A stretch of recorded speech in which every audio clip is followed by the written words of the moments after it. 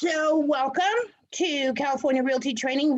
Welcome back to those who are in their second or third month. This is what happens. This is an ongoing training. You can jump in at any time. So we'd start our classes the first of the month, right? But you can jump in the beginning of this month, the beginning of next month. You could have started the beginning of last month, but it's 3 months total, right? Practice principles in finance. And you need to complete the quizzes and the tests in order to get your certificate.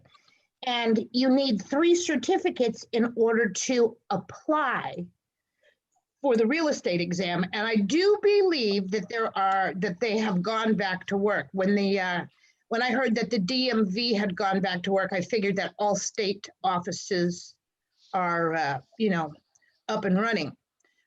So if you have any questions, you can either log on to their California DRE website, or you can give them a call. They have an 800 number, and if there's somebody there, they'd be more than happy to answer any of your questions. Speaking of questions, does anybody have any questions about tonight before we get started? Do you have any real estate related questions? Like maybe you saw something and you were wondering how it worked. Maybe you were wondering what the interest rate is. What did the stock market do today? Does anybody know? It's up. It went up? Yeah, I think I just glanced at it. Yeah, 267. Wow. Wow, really? It's going up with all of this unrest? Yeah, it's going up. So, that would be a good sign that somebody's got some faith in the economy, right? The fact that the stock market is going up. And I have to tell you, as a working realtor, I've got buyers coming out of nowhere, right? And sellers. I just happened to be waiting for an elevator the other day, and this lady asked me if I was I was closing an escrow that day. And I was handing off the keys to my client, who was the buyer.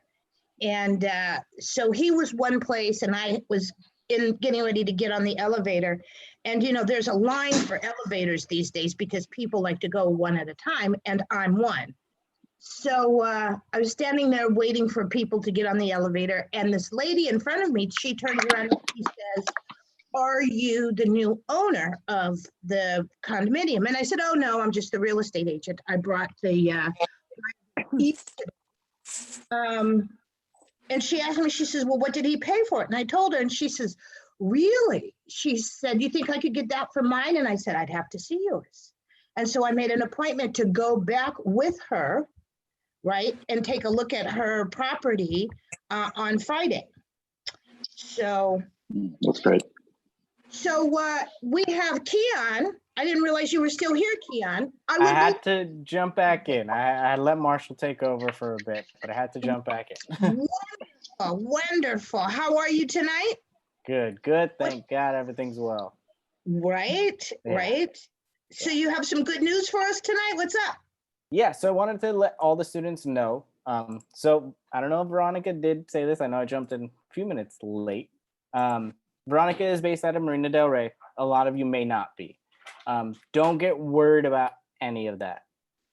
Veronica's knowledge is going to go from Marina to everywhere. So whatever she explains to you, even though it's Marina specific, it is going to still all relate to NorCal, SoCal, Central Cal, and for that state exam. Obviously, there are certain areas where you do get more specific. Don't be afraid to ask Veronica. She's got a ton of experience in the industry. If she may not know it, she will let me know, or if you guys can contact us and we'll get you that information you might need if it's very specific to your area. But a lot of questions that you guys might have is, what about if we go live? If Veronica is in Marina, what does that mean when we go back to classroom settings? So I did hear some of you were in Pasadena. So I'll use you as an example. So if we do go back, when we do go back to the classroom settings, we do already have a plan for all of you students to be at the location that's nearest to you, which is the location you signed up for. So you guys don't have to worry about that. We will contact you once that arises. But right now, it does look like webinar is going to be this month, potentially next month as well. So continue these webinars, focus on that, get your real estate training, get all the knowledge you guys need. Use Veronica. She's a great, great resource. I don't just say that. She actually is. Thank you, Kian. So I did want to let you guys know, I will drop an email in the chat for you guys. If you guys have any questions or anything like that, feel free to reach out there, and myself or one of our team members will contact you to assist you. I have a quick question, like a tech question for Go for it. somebody. Okay, thanks. Yeah, my name is Steve. So I'm based in Santa Clara, which is a major hotspot for this virus, and I'm wondering, even if they go back to the classroom setting. First of all, I'm wondering if these videos will be sort of podcasted or whatever the right word is for me to be able to access. Like, will tonight's be available later, and then if they go back to in the classroom setting, and I have some pre-existing conditions, I'm not necessarily comfortable doing that yet. Will I be able to access those classes in any other format other than the live in-person setting? Definitely. So Great. we're not moving ahead unless either the governor or the mayor of that current county says we're allowed to. That's step one. So if we get the green light there, that's when our plans are going to go into effect. But if you, let's say your situation, you're still not comfortable even then, let us know and we'll create a plan just for you. Thank you very much. We've already figured out every situation in this matter to make the students comfortable and make it an easy transition for everyone. Okay, great answer. Thank you. Okay. No And I problem. had a quick question. I had done a couple weeks ago one of the Saturday sessions, which was from, I forget what it was, like 10 to 2 or something. It was like really long, and this one's only 2 hours. What is the difference? So that one, you had 2 sessions in one combined. So you had 4 hours in one day. Whereas this, you're going to be doing Tuesdays and Thursday for 2 hours each session to make up that same 4 hours. Oh, okay. This one's just spread out a little bit differently than a Saturday. Anyone have any other questions for me? I still got a minute to spare. If you guys have anything? Yeah, last question. If I did want to access this video again, will that be kind of explained? Because I usually need to see things twice because I'm slow. So this specific session is live on YouTube, so you can definitely get the link for that. After this session, these won't be recorded. But if you do need help that way, email me. We'll try and figure something out. But the goal is for you to watch this session live and then take your quiz that same night, if not the next day. So it's still fresh in your head. Okay. Yeah. Okay. Thank you. My pleasure. I never knew you could go live on YouTube. I think it's a new thing. I only learned that last month. Interesting. Okay. Well, I'll look for it later. You can ask me and I'll send you the link. Please do. Yeah. Please. Yeah, because I'd love to see it. I can see our YouTube channel, but maybe I'm just not signed in. But yes, please send the link. Will do, definitely.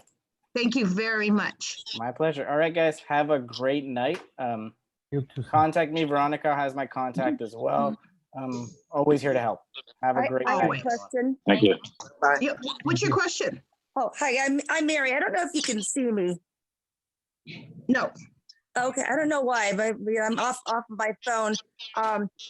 So I'm interested. Actually, I'm registered for the California real estate exam on August 7th. They are working the DRE, and I've been studying. I've taken all my classes, but I am interested in doing some type of crash course prior, like a couple of days or a week prior to that test on August 7th. Do you offer that? Yes. So my first question would be to you. Have you already completed your 3 certificates? Yes. I did it through a local community college. Okay. And you're 100%, you got that approved by the DRE? Yep. I got that paperwork came in just the other day, August 7th, 12:45. Perfect. Yeah. So I put my email in the chat. Take that, email me exactly what you just said. And tomorrow I have the perfect staff member to talk to you and help you get exactly what you need. But in short, yes, we do have a crash course.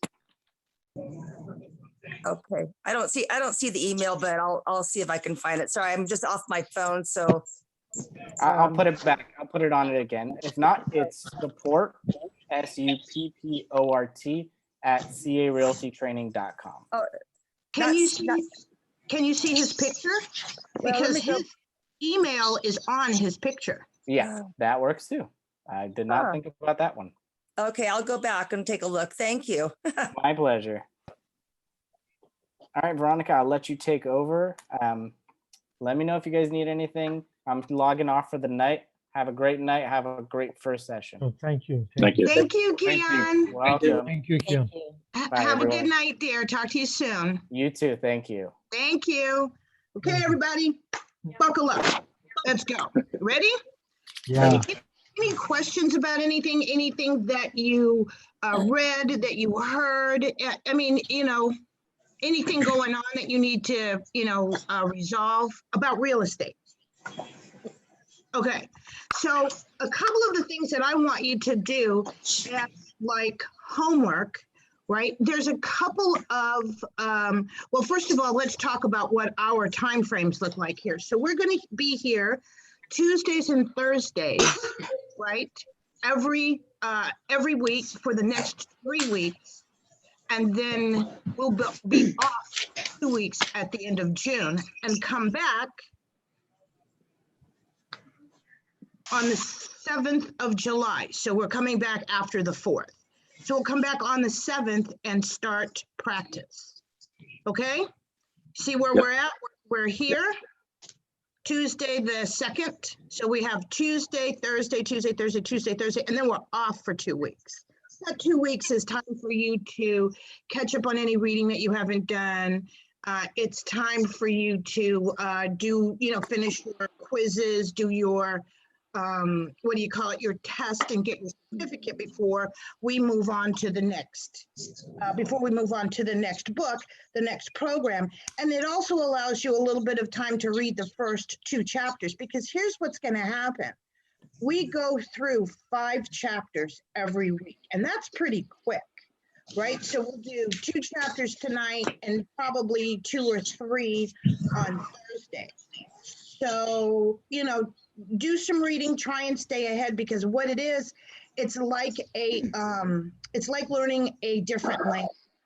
So if you see the word and read it and then hear it and then you use it and you see it again, it will, it'll start making sense to you, right? So as many times as you can be exposed to the vocabulary and to the ideas, right? And you can ask questions at that time. So some of the homework that I want you to do is take a look at what's going on in your area. I just pulled up the Los Angeles Times hot properties, right? And this will tell you, what's going on in and around your neighborhood. Hang on just a second.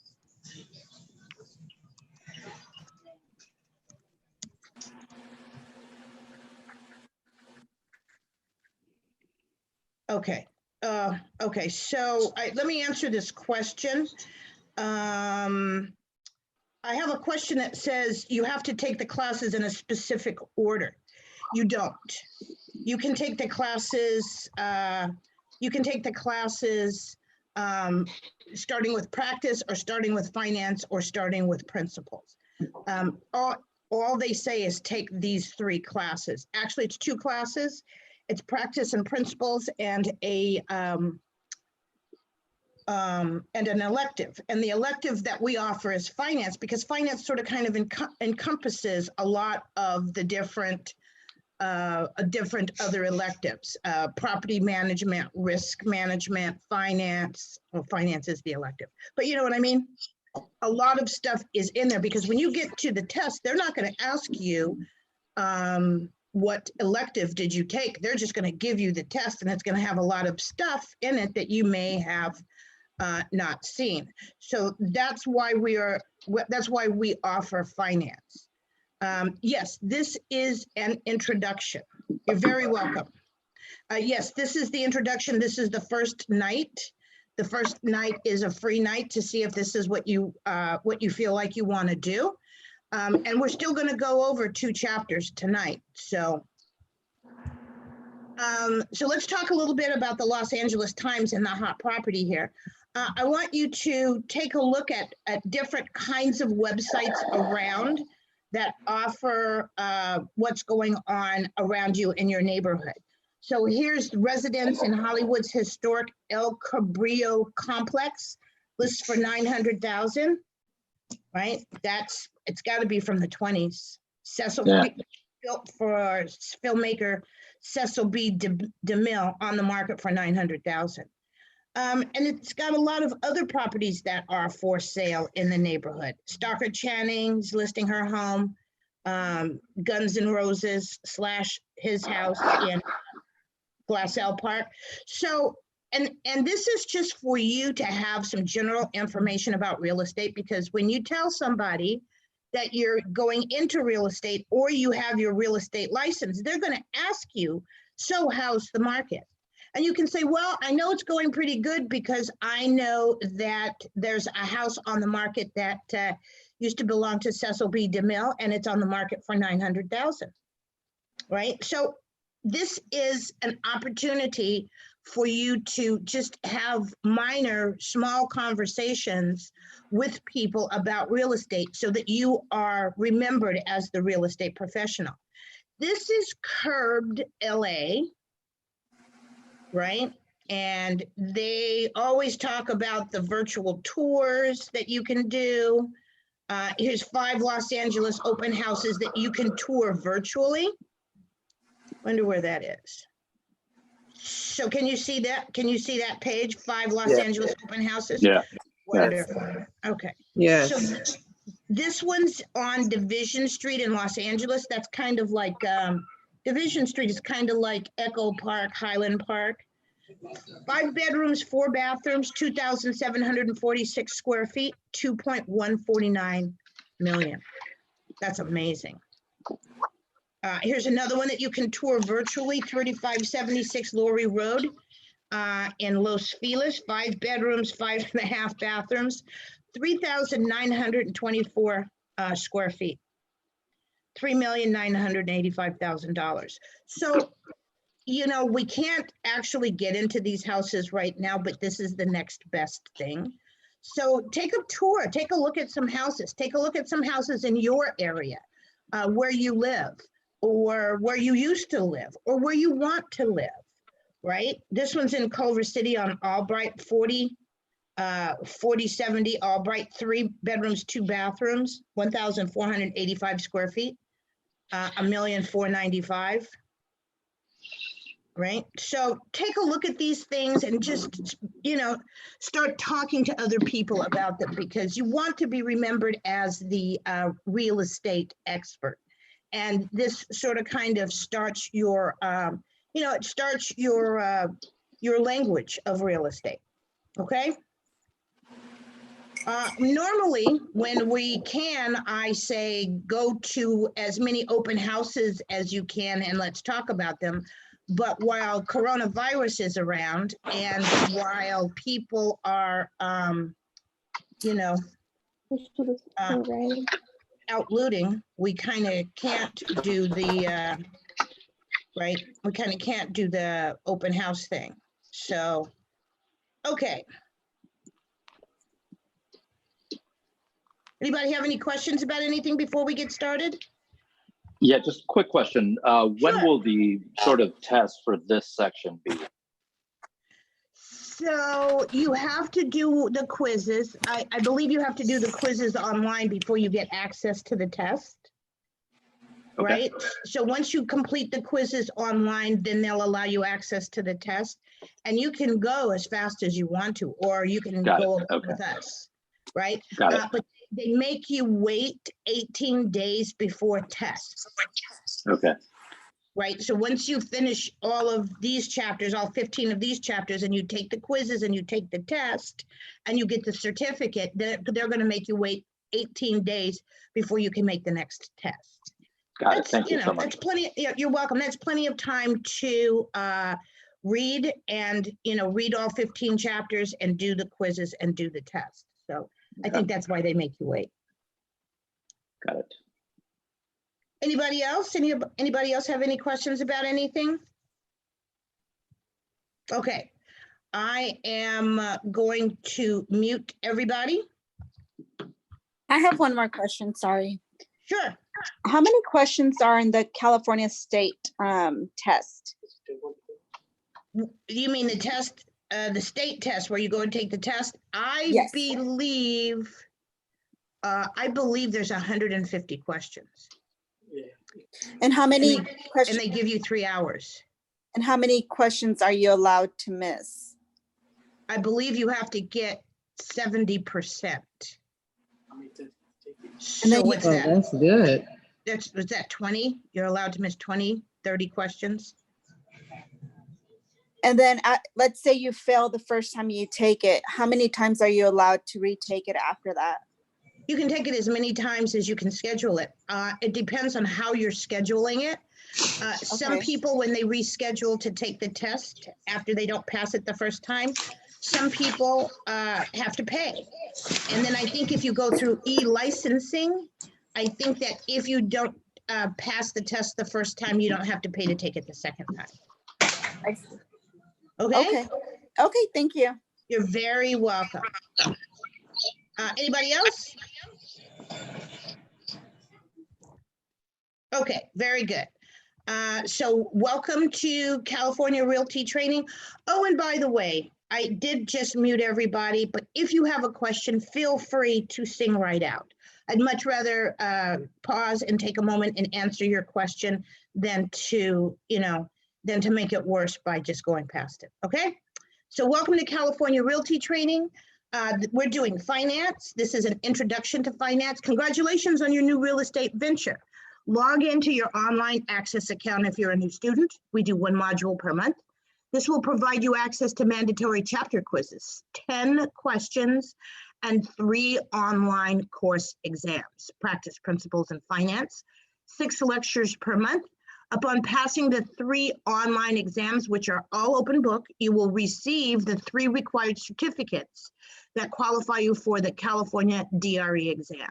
And once you get all 3 certificates, you can send them in with the application, and you'll need to get a copy of your fingerprints, right? You go to Live Scan, and they'll give you a copy of your fingerprints, and you send that in with, and your check in with your application. Getting started with California Realty Training, Practice Principles in Finance are the training modules, 1 module per month. The sessions consist of carefully selected material, including basic real estate concepts and terms, trainers' real estate experience and advice, typical everyday agent activities, contracts, disclosures, and real estate forms. So here's your intro and review, your real estate intro and review. So buyers want to purchase real estate, home, land, and businesses. They can get a loan or pay cash. Owners sell their homes to a buyer in exchange for consideration, money. Real estate agents place a buyer and a seller into contract and get paid a commission once the transaction is executed. And that's the best, I believe that's the best description of what we do. We place a buyer and a seller into contract and we get paid a commission once the transaction is executed. So once everything is done, then we get paid. So what does that mean? That means you want to make sure that your buyer or your seller or your renter, because we can work with renters, are motivated and ready to go, because you don't want to work with someone for months and months and months and not be able to find what they're looking for because they don't know what they're looking for, right? So you want to make sure that they're motivated and ready to go. Escrow, a hired neutral third party that manages the transactions once the buyer and seller are in contract. Lenders, assists in acquiring home loans for buyers to purchase property. Prospecting, the need to acquire new clients and maintain existing relationships. No clients, no business.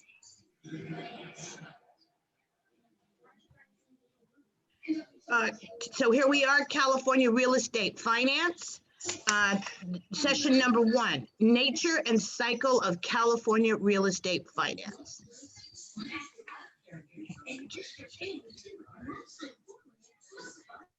Okay.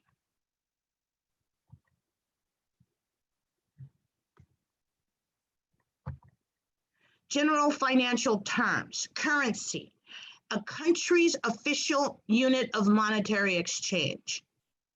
So in the United States, it's the US dollar. What other kinds of currencies are there? So in Mexico, there's the peso, right? In the UK, in Europe, they use euro dollars, right? I believe they still use rupees in India. So that's all currency, right? Interest, the charge for the use of money. People pay for the privilege to borrow. Primary mortgage market, the market in which lenders originate real estate loans directly to the buyers. Lenders, buyers, and realtors all work together, right? General financial terms, a debt. A debt is a dollar amount that's borrowed from another party, usually under specific terms. It can be secured or unsecured.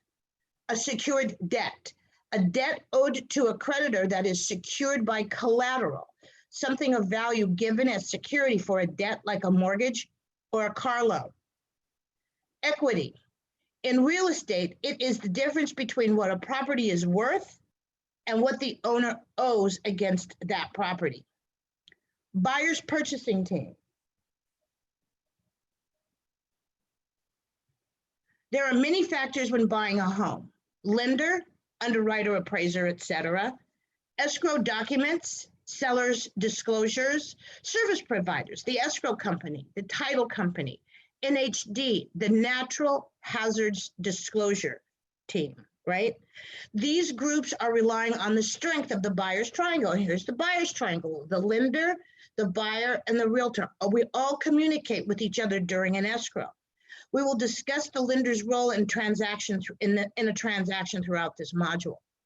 The nature of real estate finance. Ownership is a fundamental component in real estate. It's considered a basic right for every citizen. Each property owner obtains certain rights with property ownership. Benefits of home ownership, financial advantage, home equity in a thriving market, profit when sold, in addition to the bundle of rights. Here's the nature of real estate finance. So land is the subsurface rights, the surface rights, and the air rights. Earth's surface to the center of the earth and the airspace above the land, including the trees and the water. Real estate is land plus permanent human-made additions. So you see those physical improvements to the land, the house, the trees, the lake, the bushes. Real estate, real property, real estate plus the bundle of legal rights, right? So here's the bundle of legal rights. That's the bundle underneath the lake. Do you know what the legal rights are? Here we are, bundle of rights. The owner's rights. Upkeep, very good. And what is upkeep? Use. The owner has the right to use the property as he wishes lawfully. Possess, the right to live on the property and exclude others. You tell your brother if you don't want him to come over, don't knock on my door. Transfer, dispose, the right to sell it, gift it, or will it off, etc. Encumber, the right to use the property as security to borrow funds. Enjoy, the right to enjoy the property without interference from others. You can also use the acronym POIDE. Real property versus personal property. Real property is real estate. Real property is all that is immovable. Land, trees, buildings, fences, and other things that are permanently attached on the land. How is real property transferred? Real property is transferred by the transfer of a deed, right? So a person, the seller has his name already on the deed. He takes his name off of the deed, puts the new buyer's name on the deed, and now the new buyer is the homeowner, right? That's how real property gets transferred. So here's real property: buildings, fences, land, trees. How about those leaves? Those leaves on the ground right there. Is that real property? No. Leaves that are attached to the tree is real property. So personal property, also known as chattel, anything that is not real property: cars, electronics, furniture, hanging wall art, lawnmower, anything not permanently attached. So how is real property transferred? By a bill of sale, right? So think about it. When you go into CVS and you get that really long receipt, that's a bill of sale. That's how real property is transferred. I'm sorry, personal property. Oh, so this is wrong. How is real property transferred? It should say, how is personal property transferred, right? By bill of sale, because we just read that real property is transferred by a deed. So let me write that down so I can tell them tomorrow.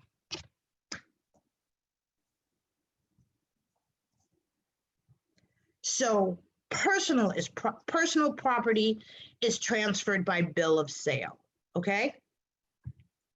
Glad I caught that. Personal property, also known as chattel. So here we are, that nice little new looking Mustang, personal. Electronics, all those computers and the cameras and the phones, personal. Lawnmower, personal. Hanging wall art, personal. Furniture, anything you can pick up and move, personal property. If it's attached, like the fence or the tree, real property. Types of real property: water rights, land, airspace, minerals. So I don't know how many of you are old enough, but we used to have this mayor.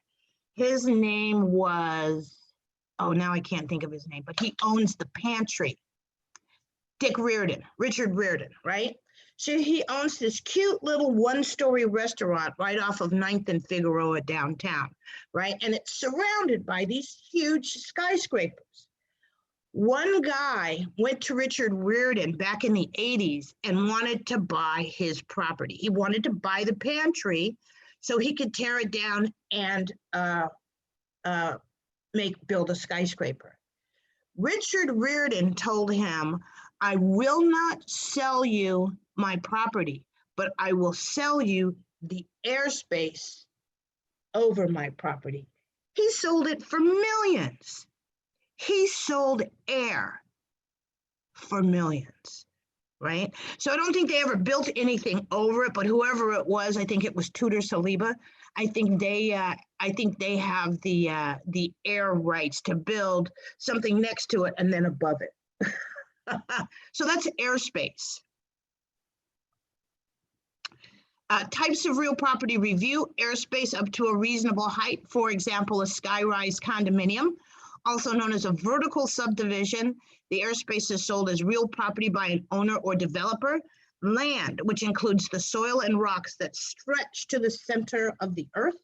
Water rights: if it is a part of the land, it's considered real property. An owner is allowed to take a fair share of underground water. Minerals: real property unless someone removes them from the grounds, thus becoming personal property. Reminder, real property is land, anything permanently attached, appurtenant to it, and immovable, right? If you can't pick it up and carry it away, it's real property. It's probably real property. If it's affixed to the land, if it's attached to the house. So there are some things that start off as personal property that end up as real property. Let's say that fence, that lumber that the homeowner bought at Home Depot and put in the back of his truck and brought home, all of that lumber is personal property. But once he builds that fence and it fixes it to the earth, now it's real property, right? So what started off as personal property at Home Depot. He got home, he built the fence, it turned into real property. What else is like that? How about that chandelier that you bought in Paris, right? And you brought it home in 100 little teeny tiny pieces. You were the first one on the plane, so you could get a good spot in the overhead, right? And you lovingly brought it home and reattached it and hooked it up to the ceiling. Guess what? The moment that chandelier gets attached, gets affixed to the ceiling, it becomes real property. Although attached, commercial fixtures, also known as trade fixtures, are an exception and not real property. Example, dental chairs, counters, heating units used for the occupation. And I always think about, when I'm thinking about commercial fixtures, I always think at the beauty salon, right? The sink where the lady lays back and she gets her hair washed, that's affixed, that's attached. But because it's a commercial fixture and nobody else can really do anything with it, it's real property. I mean, it's personal property, right? It's commercial, it's a commercial fixture, it's attached, but it can be taken out like it's personal property. Fixtures is real property. Oh, here we go. An attached fixture is real property that used to be personal property. When an item gets permanently attached to real property, it becomes a fixture, also real property. When making an offer, a buyer can request real and personal property. Curtain frames, chandeliers, air conditioners, refrigerators, or a fish tank. It's a good practice to place the buyer's request in writing for the seller to approve through a signature to avoid any misunderstandings. When in doubt, write it out in the RPA. And so what I say, what I always tell my seller, if that chandelier doesn't get sold with the house, take it down before we take pictures. Because we don't want that chandelier to be a negotiating point, right? Okay, let's take a look at this. Let me share this with you.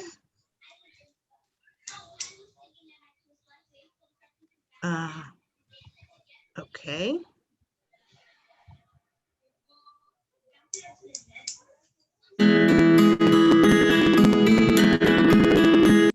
Can you see it? Yes. Okay, Yes. and you can hear it too? Yes. Yes. Very good.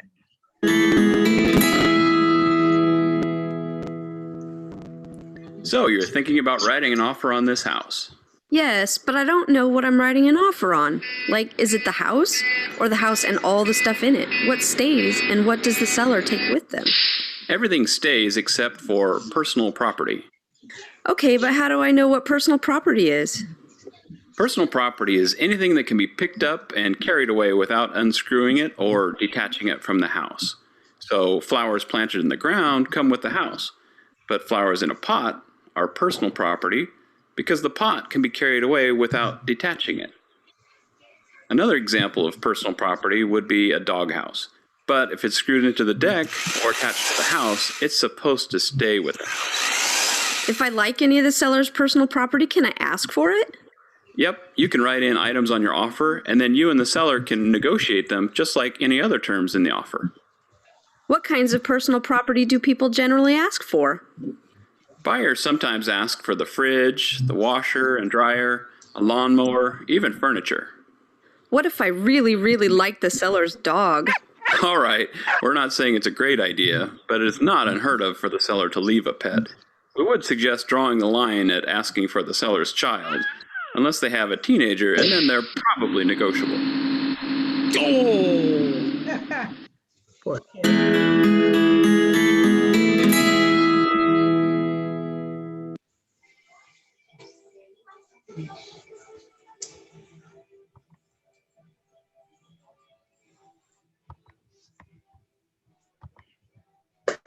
Okay.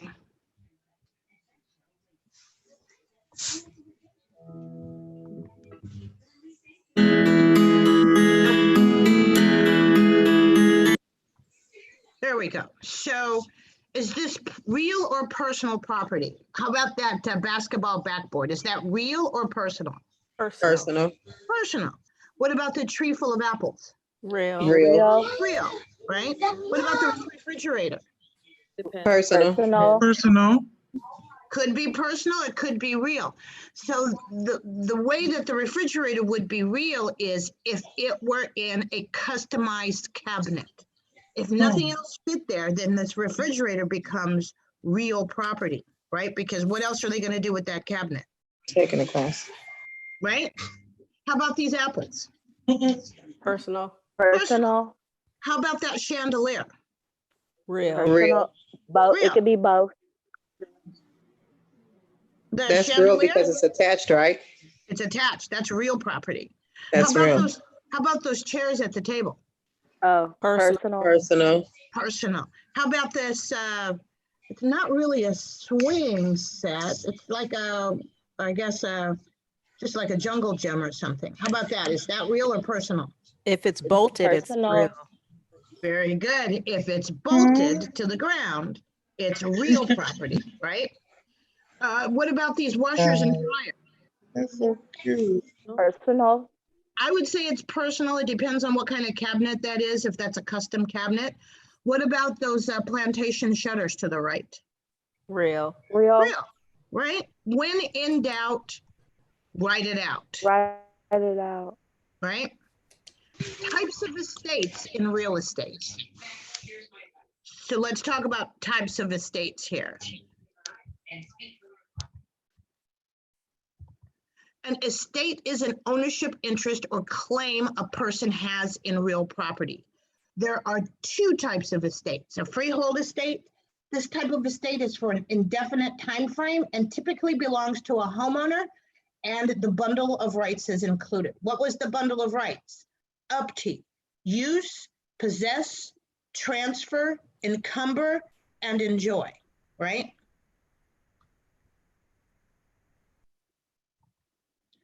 A freehold estate is typically a fee simple estate. This type of home is commonly transferred in real estate transaction, and you will typically see this in your real estate career. An owner can dispose of the property during his lifetime or after death by will, called an estate of inheritance. The title company will assist you with this information when it comes time for your listings. How can the title company assist real estate agents? Well, title companies have access to all the records to whoever owns the property, right? And they can tell you whether it's a 2-bedroom or a 4-bedroom and when it was last sold and how much it sold for. Title companies have lots of really good information, and you'll have a couple of really good friends. You'll have a lender, right? You'll probably have 2 or 3 lenders that are your, that are your go-to people. You'll have a title person. My title person, I've been working with my title person so long that last year, my mother insisted that I invite her and her husband to my mother's 91st birthday. So that's how close you get to your title people. And that's how they can help you with real estate, right? Less than freehold estate, also called a leasehold estate or a lease, is held by renters or tenants. Leasehold estates can include a personal property, chattel real, can use the property for a fixed time period. They have the right to exclusive use, possession, and quiet enjoyment. These rights are legally secured. Does the bundle of rights transfer over to renters? Well, let's think about that. So use, yeah, they get to use it. Possess, they get to possess it, right? They get to be there. Transfer, they can't transfer it. They cannot sell it. They can give it back to the homeowner or give it back to the landlord, and they can re-rent it. Encumber, definitely cannot encumber, right? To encumber a property is to take a loan out on it. Tenants can't do that. And enjoy, they do get a chance to enjoy the property, right? Real estate financing relationships, the benefit of a real estate loan. Number 1, collateral. Pledging real property is a promise to repay a loan. The land and its improvements, the house, are pledged to the lender as a borrower's guarantee that the loan will be satisfied per contract. If the borrower defaults, lender forecloses on the property and sells it to retrieve their money. Number 2, hypothecation. A buyer borrower remains in control and retains the rights of possession to the house. The lender is secured by an underlying right in the property. Once the borrower pays off the loan, the lender will release their underlying interest, their lien. Hypothecation. How do you explain that? So a hypothecation, okay, so when somebody buys a house and they take a loan out on it, have you ever heard somebody say, yeah, I own it, me and the bank? So that means that the bank has an interest in the deed, right? So they have their name by a neutral third party, right, who is the trustee, on the deed, right? So both the homeowner and the bank, by way of the neutral third party, are on the deed. So they both have possession of the deed, right? But the buyer owns the house. He's the only one that can go in, him and his family and his friends and people that he knows can go in and out of the front door. The bank cannot show up and knock on the door and go, can I have some water? Can I use the bathroom? Because the bank doesn't have the right to have that kind of possession. So even though both of their names are on the deed, only the person that bought the house has control over what happens in the house. That makes sense? Hypothecation. Yes. Nobody has ever asked me about hypothecation in the 15 years that I've been a real estate agent, but they want you to know it for the test, right? Leverage, using a smaller amount of a borrower's money to secure a big loan to purchase their property. Borrowers invest a fraction of the loan amount, their down payment, somewhere between 3% and, however much they want to put down, and leverage by borrowing the balance of the loan amount, right? So they borrow the rest of it. They get charged an interest rate, which they can write off. So that's the leverage. And I believe you can also write off some of the taxes as well. Real estate cycles, cycle definition. The recurrence of events in a somewhat pattern. Short-term real estate cycles are 3 to 5 years. Long-term real estate cycles are 7 to 10 years. Historically, whether the real estate cycle was short or long, real estate values have consistently increased over time. By analyzing the past real estate cycles, researchers, investors, and the general public can develop a game plan for future real estate investments. Based on all factors, this is kind of interesting. Based on all factors, when do you think the current real estate cycle will reach its peak? So I think that they were talking about the current real estate cycle before coronavirus. And I think that we haven't seen it reach its peak yet. I believe that, and I see it because I'm out there with buyers talking to sellers. I see property prices still going up. I see that there are more buyers than there are houses for sale, right? And that is what's going to keep the property prices going up. So while we may have seen part of the peak right now, I believe that property prices are going to continue to go up. And that would be nice for sellers.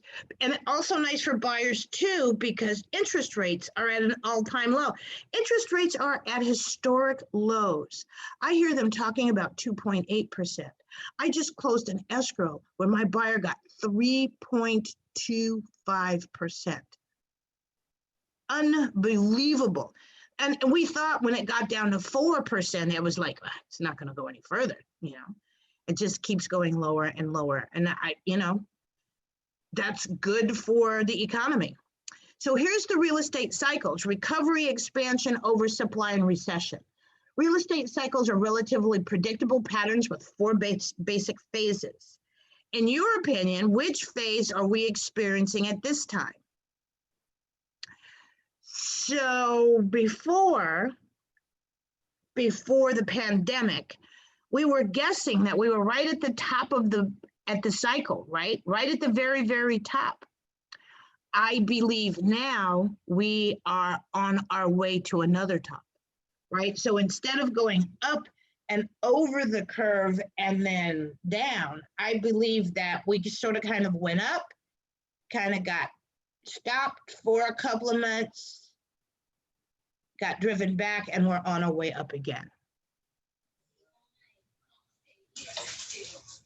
What do you think? I hear somebody coming. Okay. Any questions so far? If you have any questions, sing right out. Local real estate markets, property values, whether it be an increase or decrease, are most impacted by their location and their local influences, such as police power, enacting laws that benefit public health, safety, and general welfare, police power involving zoning regulations, political decisions regarding pollution control, building standards, preservations of coastlines, and wildlife habitats. So on the right over here, they talk about police power being rent control, zoning, and building codes, right? Police power, they make you do, they make you adhere to the rules and regulations that are out there already. Police power. We're seeing plenty of police power these days, right? California regional market, Q4 2018 versus Q4 2019. So let's take a look at this. So in San Francisco Bay Area, it looks like, let's look at Contra Costa. In December 2019, prices were at 665,000. December of 2018, they were at 612,000. So that's a 8.60% change up, right? In California, Los Angeles specifically, in December of 2019, prices were at 641,340. In December of 2018, prices were at 588,140. 9% change up. Central Valley, let's look at Kern County. December 2019, 262,900. December 2018, 242,380. Price change, 8.50%. Right? Up in 1 year. That's appreciation in 1 year. Right? So prices are, I believe prices are going to continue to go up because lack of inventory. So here's the national real estate market. So look at the very beginning over here in 1965, before most of you were born. Prices started at around 30,000 and slowly went up, 1970, there was a little bit of a recession, but property prices kept going up. 75, little recession. Property prices went up. 80, little recession. This is amazing how property prices continued to rise. So here we are, the national real estate market in Q4 2019. So that was, October, November, and December of last year. Property prices were at $324,500, right? $324,500, right? That's the national market. Not too shabby. Aha, the brain game. Does anybody have any questions about anything that we just looked at right now? Because we're going to get into the brain game, and I'm going to ask you some questions and see if you remember what we just did. You ready? Yes. All right, very good. Here we go.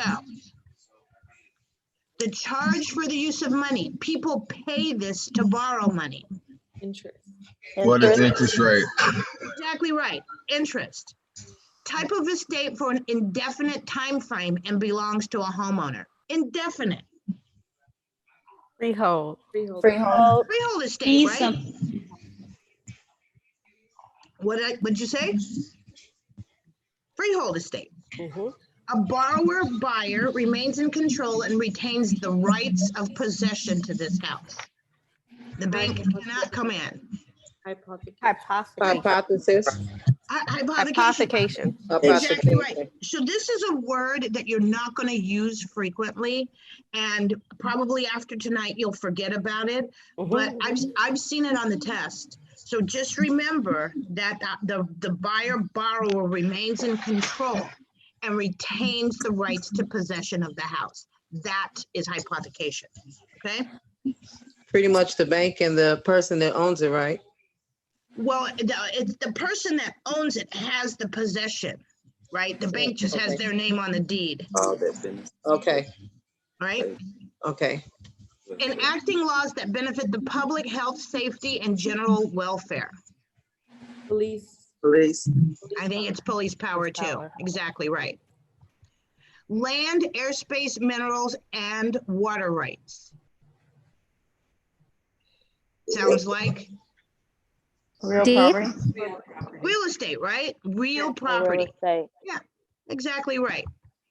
Although attached, not considered real property. Personal. property. Well, if it's attached, Fixture. it becomes a fixture. But what was that one thing that we were talking about that is attached, but they'll take it with them because Negotiation. it's commercial property, right? Commercial. Okay. Right? Trade fixtures are commercial property. So when they're talking about this, although attached, not considered real property, think about the beauty salon and the lady that's laying back and having her hair done in the sink. That's attached to the wall. That's attached to the plumbing, right?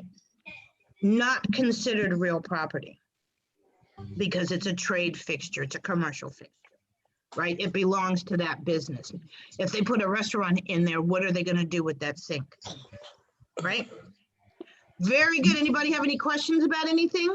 Anything that we just did?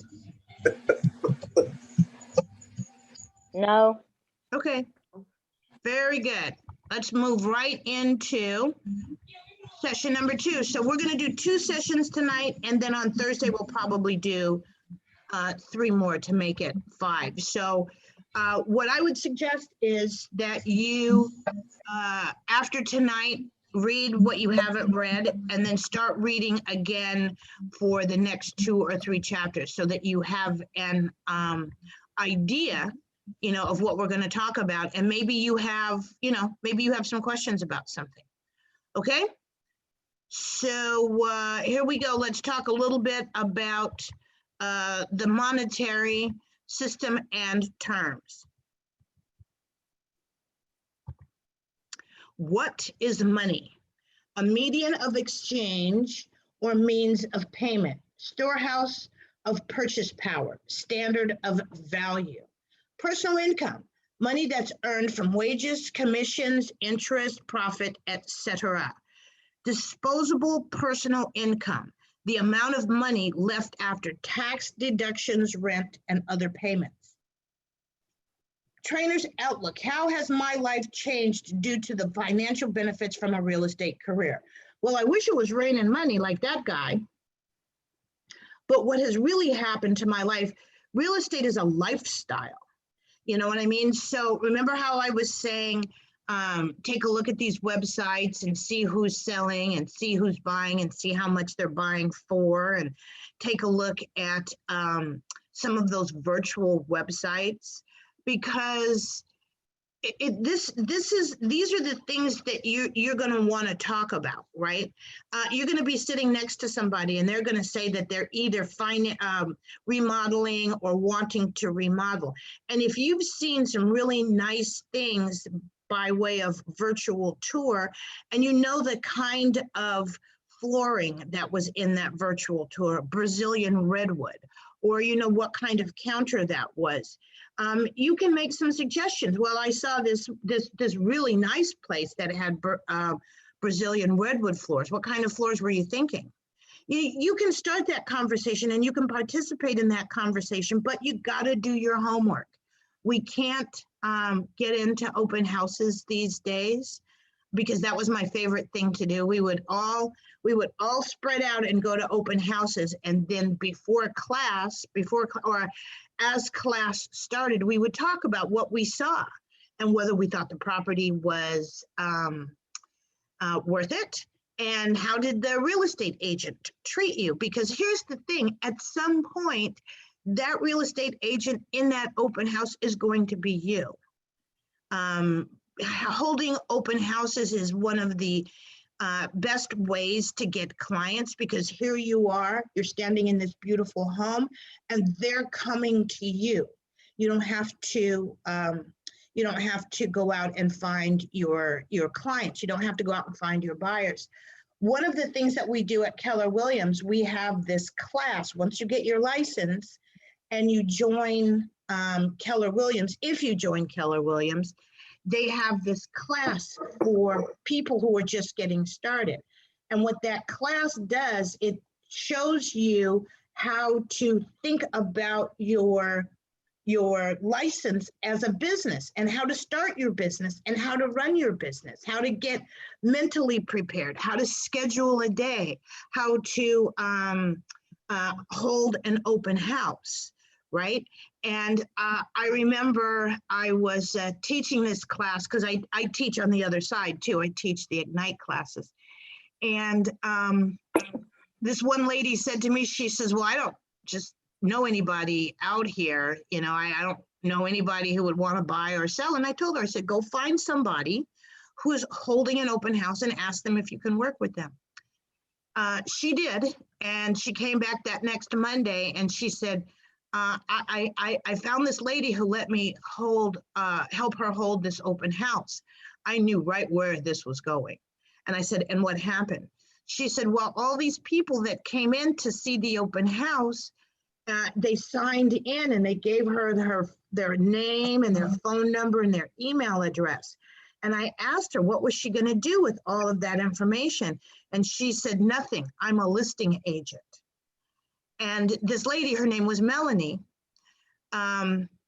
Melanie said, can I help you with your buyers? I'll split them with you 50-50.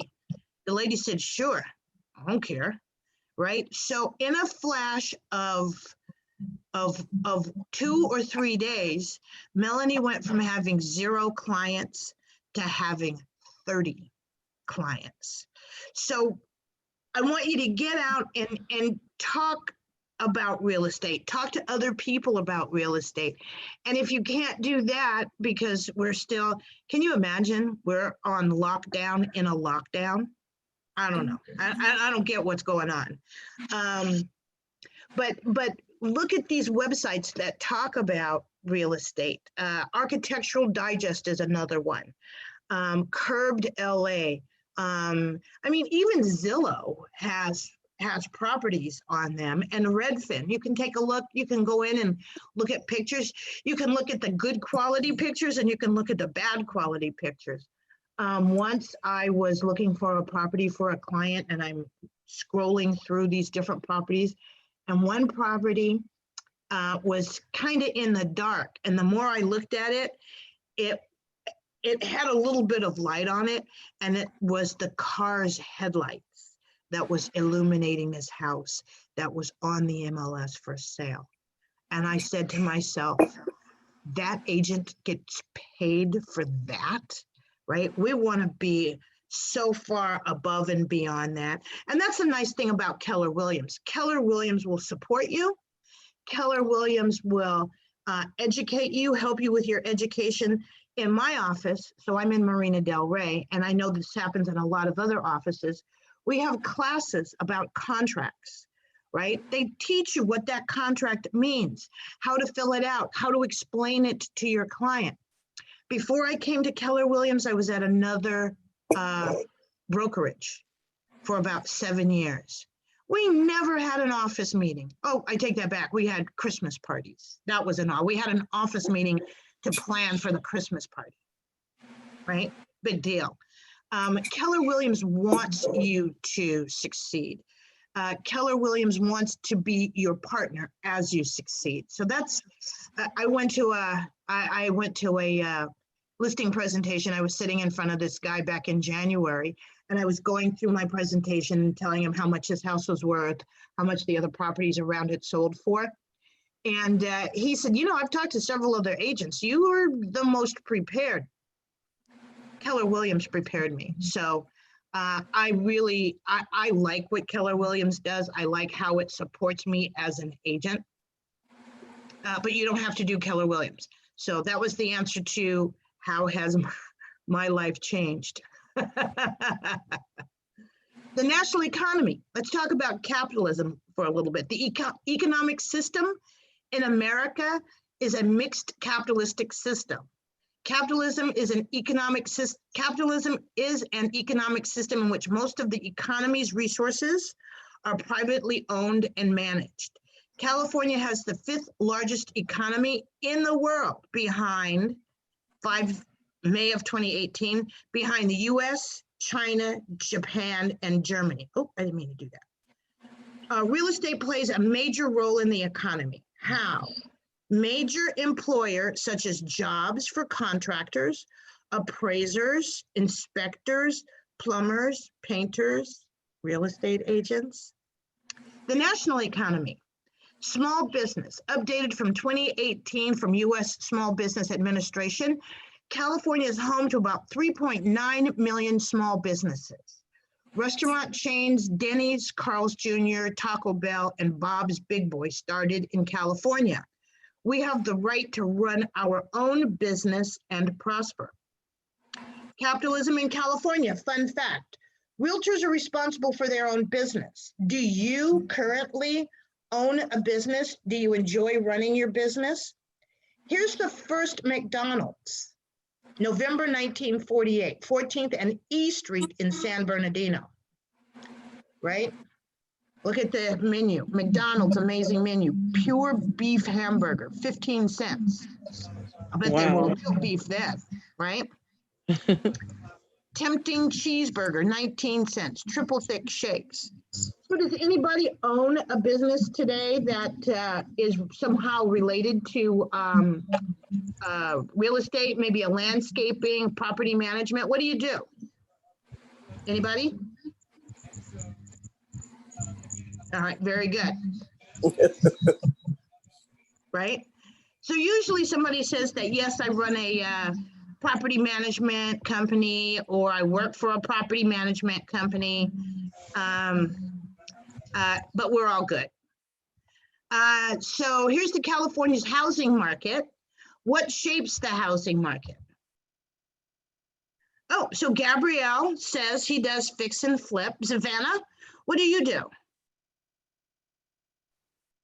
Savannah says she owns a business.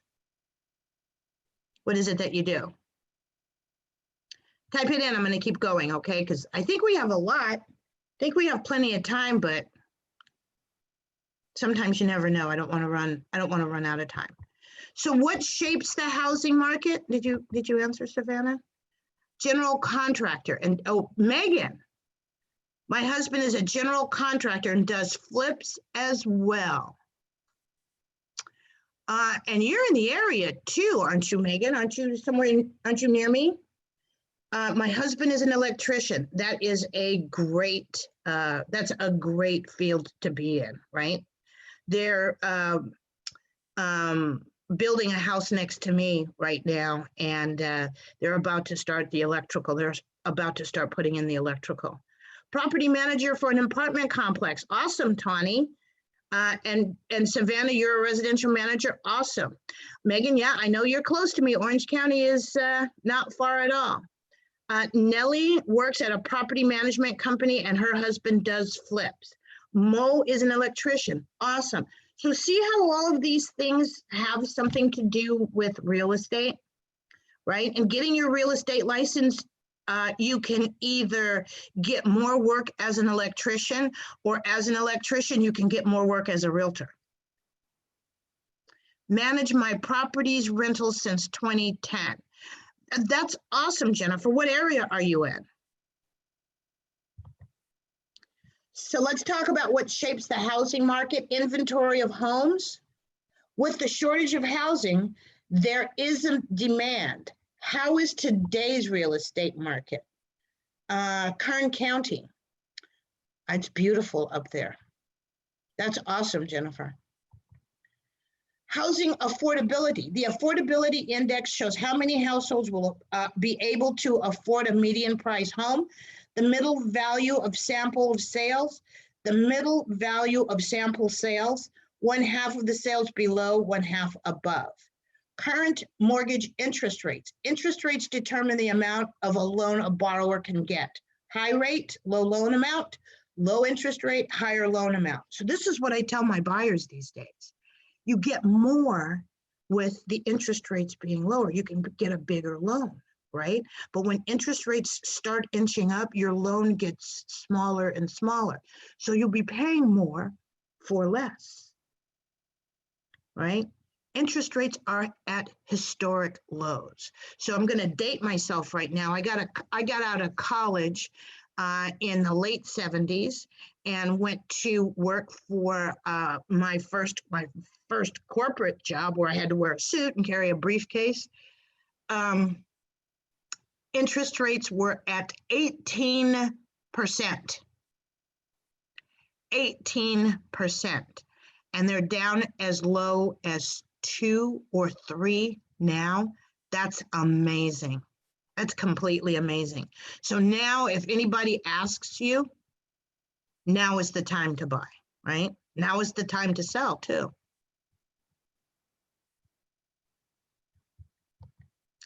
So here's the California Affordability Index, is that quarter 3?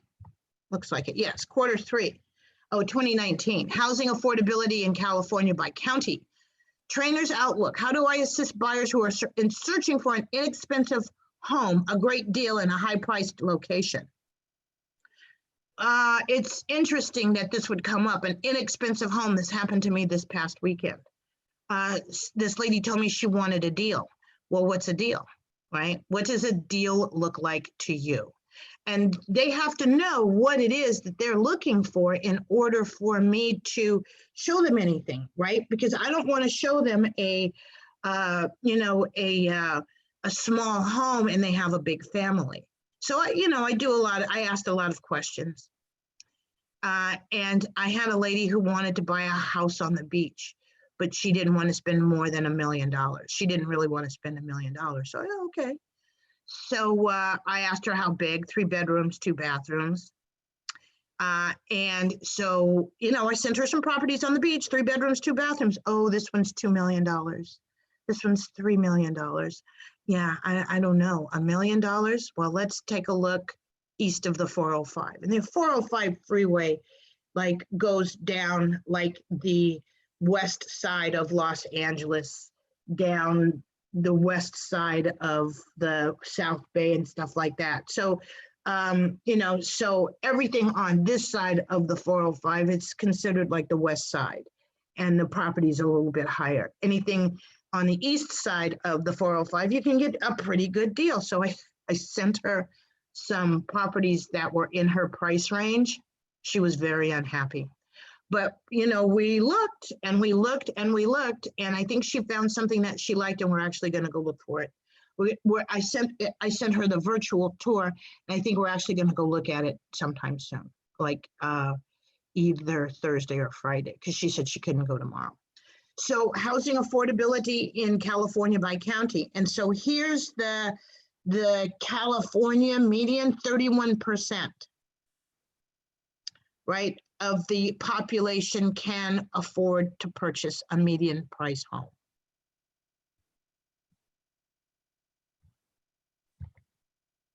Federal Reserve System, the Feds in the US Treasury. The Feds, established in 1913 for the Feds by Congress, provides the nation with a stable monetary and financial system. This is the nation's central bank, also known as the Banker's Bank. Supervises the Truth in Lending Act, TILA.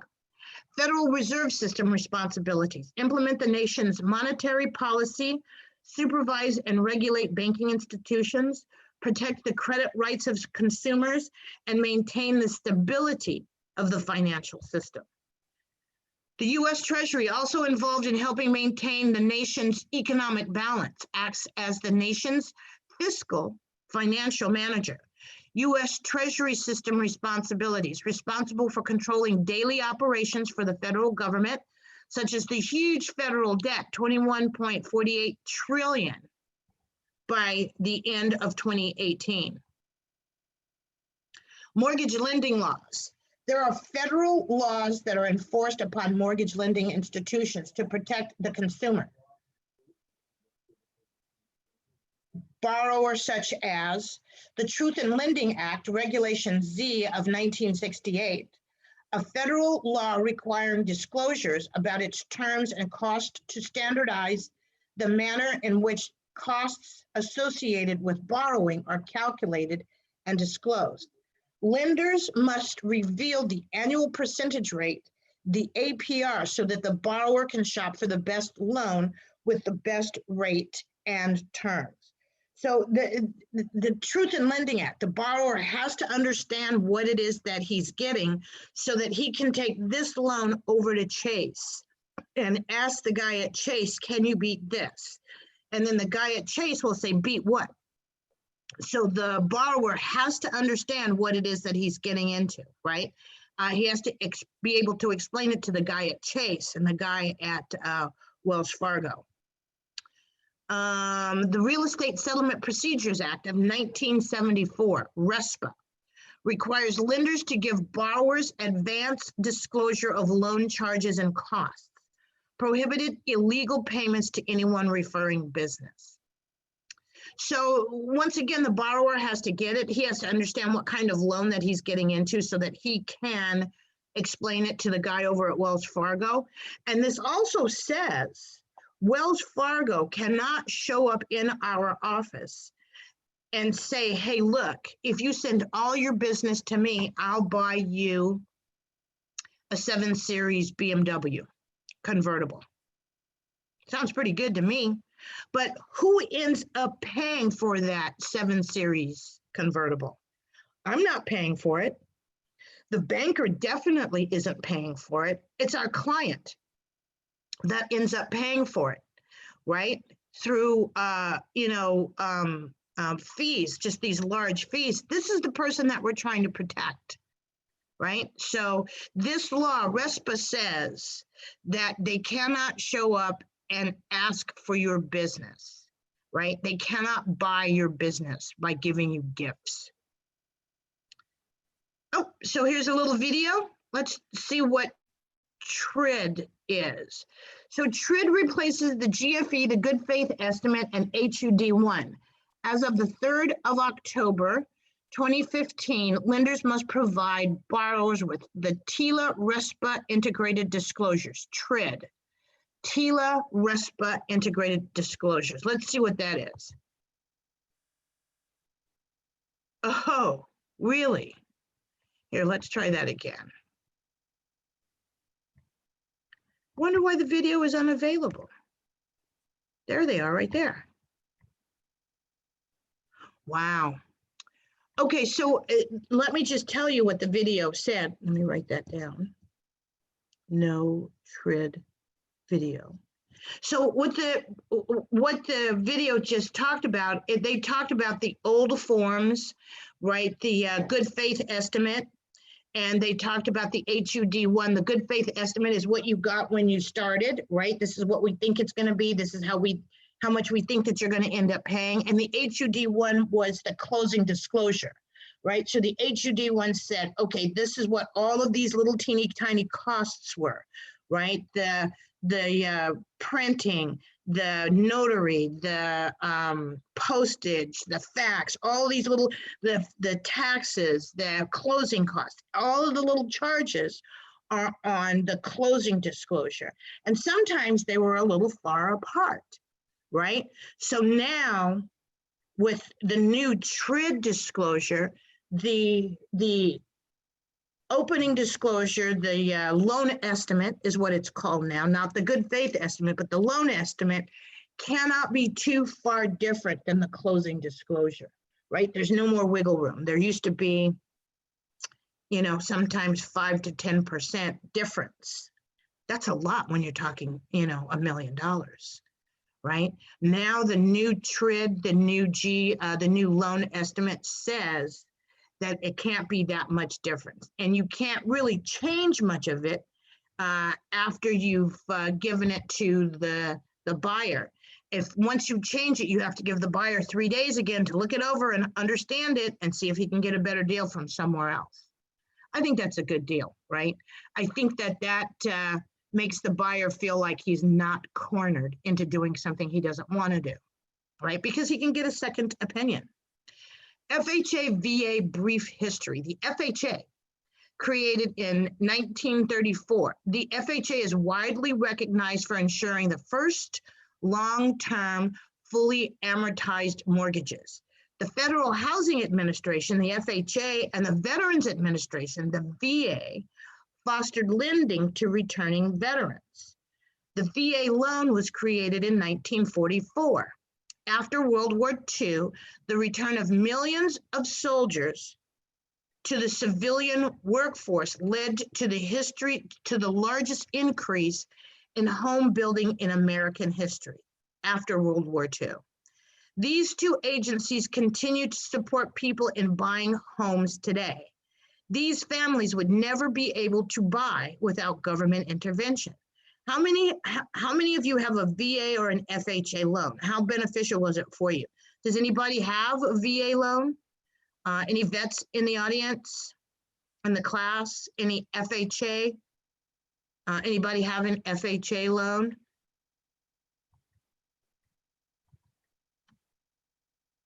Gabrielle, you have a VA loan? Was it easy to get or was it difficult?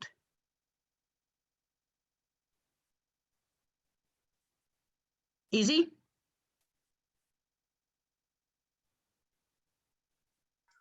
Yes, it was very easy. Good. Oh, very good. And so you're a vet? I am 20 years Marine Corps retired. Wow. Congratulations and thank you very much. I appreciate you as I appreciate your service. Most welcome. Thank you. I just sold my mom's house and she had a VA loan. Oh, fantastic. How long had your mom had her house? Yes, see, Gabriel? Alexa says thank you too. How long, Mr. iPhone, Mrs. iPhone? 25 years, yeah, My dad was in the Air Force. He spent 20 years in the Air Force, he retired. And he retired in 1976, about the year I was getting out of high school. And, you know, years afterwards, I became a real estate agent, years and years and years afterwards. And I kept trying to get him to use his VA loan, right? And he kept saying he was going to save it, he was going to save it, he was going to save it, he was going to save it for something. And my daddy flew F-18s. That was the chair that he was in. He kept saying he was going to save his VA loan, and he never used it. He died a couple of years ago he was 91 when he passed away, and he never used his VA loan. So Danielle says, I had an FHA loan when I got my first house living in Arizona. It was a great experience. Yeah. So, and so an FHA, a VA loan is there. VA loans are there to help our vets. I think it's the least that we can do for our vets. An FHA loan is to help normal people, right? Like me and you, who don't have a whole lot of money to put down on a house. So you can use an FHA loan for 3.5% down, and you don't have to have the greatest credit. Before the pandemic, your credit only had to be like 580. I think it went up to 620 now. But before the pandemic, I had a lady who got qualified for an FHA loan. She had a 530 credit score. So FHA loans are good for, helping us buy homes. VA loans are there to help our vets. Right. Yes. With a VA loan, if you use it and then sell your house, you can't get another VA loan? I believe you can get a VA loan every couple of years. Okay, because you had said that your dad didn't want to waste it or use it. He didn't want to use it. He didn't know that he could use it over and over again. Okay. Right? You can use it, right, Gabriel? You can use it over and over and over, but you have to live in the house and it has to be a certain amount of time. So I don't know what that time frame is. It's a year or 2 years or something like that, right? Yes, it has to be your main residence. And you have to do it. You have to live there for how long before you can use it again? For 2 years, if I'm not mistaken, and then you can change it to a conventional loan and then buy another home using your VA loan. Yeah. Okay. Yeah. Yeah. So it's a good thing. It's a wonderful thing. Purchase money loan. Buyers will be applying for a home loan to purchase their residential property. It's called a purchase money loan. Some buyers will purchase their property with all cash. When a buyer is purchasing a home that they are financing, the real property is what is included, not personal property. Personal property is just that, personal property, and belongs to that owner or seller. However, personal property can be negotiated into the sale. Lakeisha, I saw you with your hand up earlier. Did you have a question? I'm sorry. I had no idea how to even take it down. So I just noticed that it was up. No, I didn't. I'm seriously listening to everyone. Well, I saw your hand go up. And hello. Okay, very good. I didn't want to keep going and I didn't want you to think I didn't see you. No, you're the best. Thank you. No, Okay. it's just there. I'm here. Good. Okay, good. Thank you very much. No, thank you. So we're talking about personal property. What kind of personal property can be negotiated into the sale? Anything that's tied down, right? Or what personal property? Refrigerators and things like that. There you go. That's exactly where I was going. Refrigerators, washer dryers, ovens, that kind of thing. Exactly right. Thank you very much. Okay. So, okay, so here we are. That was the last slide. So reminder, complete all of your online quizzes, be accountable and review your textbook material. Online quizzes will reflect the textbook material. Not all textbook material is covered in class. Online quizzes are open book. And now the brain game. Anybody have any questions before we go into the brain game? Did you go? Not at all. Okay, here we go. Buckle up. Here we go. A median of exchange or means of payment. Money. Say it again. Think you're Money. Right. Money. Exactly right. Also referred to as RESPA. What is that acronym? Real estate Real estate settlement. Real estate settlement protection act. Close enough. Procedures right? Act. There you go. So whenever you see in an acronym R and E together, you can believe that it's real estate, right? So it's the Real Estate Settlement Procedures Act. You're absolutely correct. Fostered lending to millions of returning veterans after World War II. VA loan. VA loan. VA loan. Exactly right. The Veterans Administration, VA and FHA. Established in 1913 as the Bankers Bank. Federal Reserve. Federal Reserve. Exactly right. 1913 is what gave it away. That's the Feds, the Federal Reserve System. Widely recognized for ensuring the first long-term, fully amortized mortgages in 1934. FHA. Say it again. FHA. FHA, exactly right. A home loan to purchase residential property.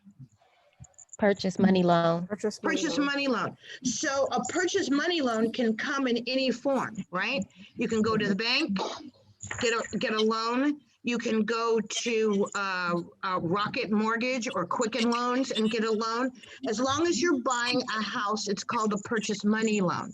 You can go to Benny the Loan Shark down the street and borrow $1 million, right? As long as you're purchasing a home with that, that is a purchase money loan. Purchase money loan, very good. Any questions about anything that that we talked about? Anything that you know, any kind of mechanics. We're going to talk about how to, if you're not enrolled in the class already, we're going to talk about how to enroll in the class and what to expect and stuff like that. Does Okay. anybody who is enrolled have any questions about the 2 chapters that we did tonight? Nope. Good to go? No, I mean, we'll just read the book, I guess, as well. And then we should be prepared for 1 through 5 on Thursday. Well, we did 1 and 2, so just Okay. 3 through 5. 3 through 5, that's what I meant. And Okay, yeah, we no may problem. not do, I have no idea how the chapters stack up. We might only do 2 more on Thursday, but be prepared because there's at least 15 chapters. Okay. Right? And with 3 weeks, that's 5 chapters a week. So just prepared to do that. Some nights we do 3 chapters, some nights we do 2 chapters, okay? Yeah, and is there one quiz for every chapter, or how does that work? So for every chapter, there is a quiz online, right? And you have to do that quiz in order to get access to the next quiz. And then you have to do that quiz in order to get, so on and on and on. If you finish all of the quizzes, then you have access to the test. And then once you pass the test, now you have access to your,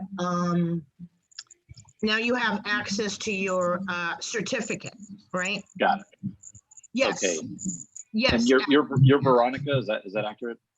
Me, I'm Veronica. Okay, great. Do we reach out to you if we have questions during the week? Are you our contact person, or? I am your contact person. And if you have questions about, you know, the material or anything here, here, hang on, let me put that. Thank you very much. So, there is my email address, Okay. right? Yep. It was up there. Email me, 700-834-807. Email me, okay? So I don't know how many times you can retake the quiz. I think you can just keep taking the quiz until you pass it, right? I don't think there is a set amount of times, but I know you can only take the test twice. So you can take the test. If you don't pass the test, you can take it right away. But if you don't pass it the second time, they're going to make you wait 18 days and you have to go back and redo the quizzes before you get access to the test again. Follow me? Got it. Yep. Okay, good. Okay, you're very welcome. Any questions about anything? Because let's just talk about now what it takes to be a part of the class, to be in the. So here's the training, right? Practice principles, finance, practice principles in finance. I do practice principles in finance once a quarter. And then we just start all over again. Let's see.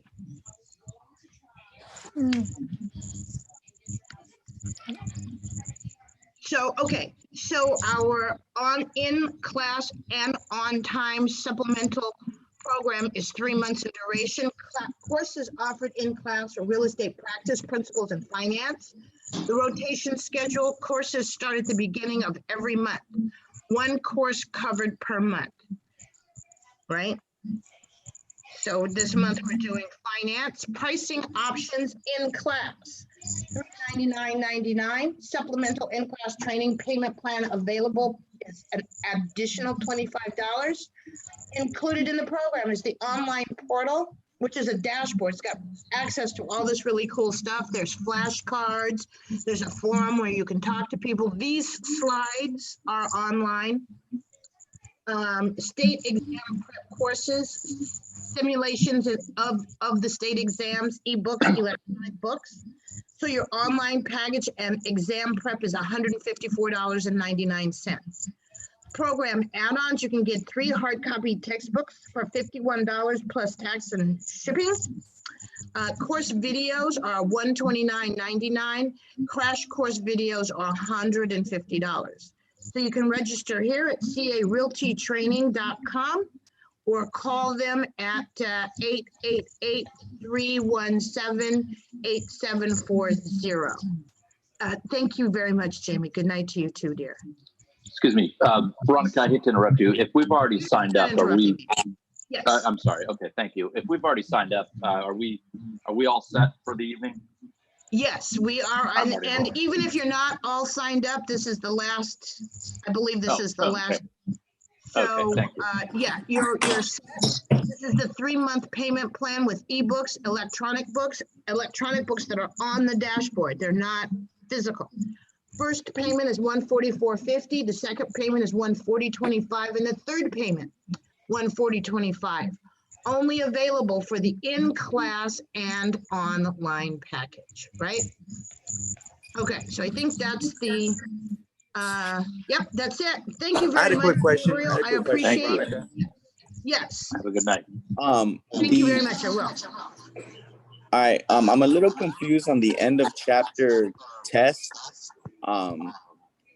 I'm just curious, if those aren't passed the first try, how many times do we get to take it? And how many times do we get to take this state exam? So there's 2 tests, right? So there's quizzes at the back of every chapter, right? And then there's the test for the whole book. So you'll have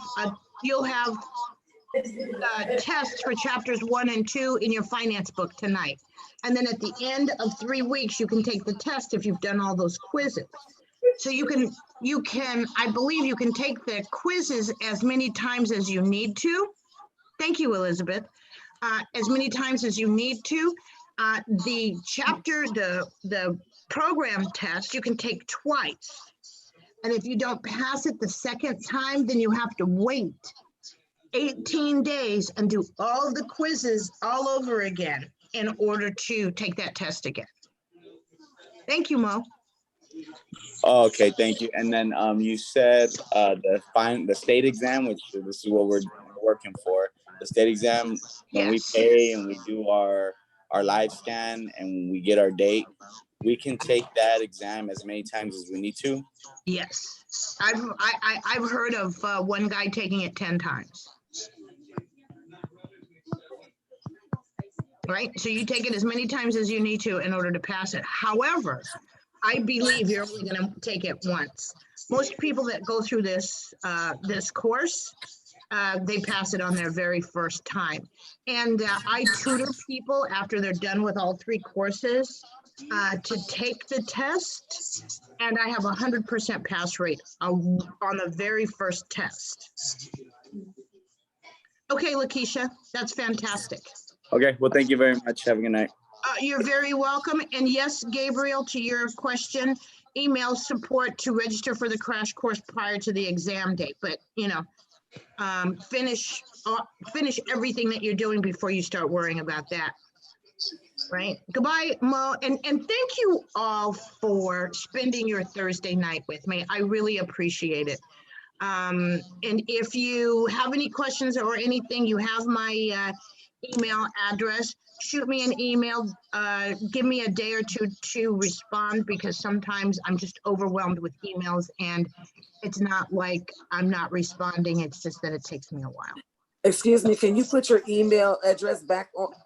It didn't stay up very long. Yes, ma'am. Thank you. Veronica? Yes, ma'am. So would you like us to have read all the way through chapter 5 by the time we come to class Thursday? I think that that's the best way to do it, because there you go. Thank you.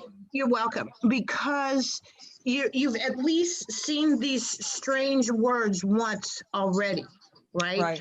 And now we're going to go through the strange words again. And if there's anything there that's sticking out, you can go, what's that mean? I didn't get this. But that doesn't matter. If you do that, you can definitely keep up, and you can pass your test at the end of the month and keep moving with the flow, right? But, I've seen people come to class without a book, didn't take any notes. And I'll never forget this. There was this guy that used to sit at the back of the class, the nicest guy in the whole wide world, right? never took any notes, right? He just always sat there like this smiling. And I thought, well, it's nice to know you. I probably won't see you again after class. He passed his test on the first try and became a commercial realtor downtown LA. Wow. Right? Yeah. Yeah. So it really isn't, I mean, it's not rocket science. I Right. also had another guy who his first language wasn't English. And I remember seeing him when I'm explaining things, I remember seeing him kind of look at me like he had no clue what was going on. Once again, he passed his state exam, first time, no crash course. Wow. Well, I feel like he does, and I can speak English very well. Kimberly, you got it. That's exactly right. You got it. I have got to confess, some of this stuff is just way over my head, and I'm trying to get the concept of it. It's going at a fast pace also. So that's I'm okay. Like, okay. That's okay, because some of this stuff will repeat again. You'll hear these terms again. Well, and he said it's on YouTube where we can rewatch it. Yes. So that's pretty cool. I had no idea that this was, you could do YouTube live. I got it now. That's another thing now that I got to go figure out, right?